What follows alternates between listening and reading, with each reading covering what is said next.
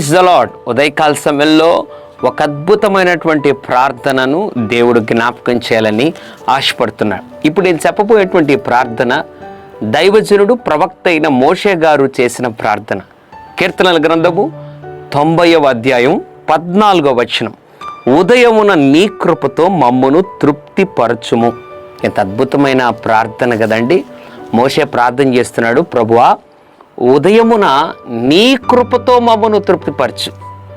ఉదయకాల సమయంలో, ఈ ఉదయకాలంలో దేవుడు తన కృపతో నన్ను తృప్తిపరచాలి, నా బిడ్డలను తృప్తిపరచాలి, నా కుటుంబాన్ని తృప్తిపరచాలి అని కోరుకుందా?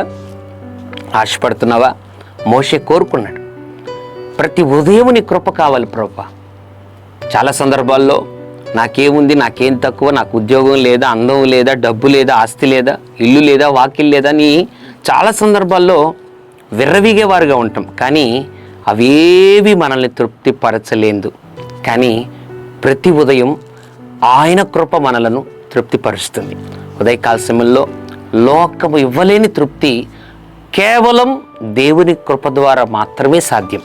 ఉదయకాల సమయంలో ఈ ప్రార్థన చేయి, మోషే వలె నీ కృపతో ఈ ఉదయం నన్ను తృప్తిపరచు అని ప్రతిదినము ప్రార్థన చేయి. నిశ్చయముగా ప్రతి ఉదయమున దేవుడు తన కృపతో నిన్ను, నీ కుటుంబాన్ని తృప్తిపరుస్తాడు.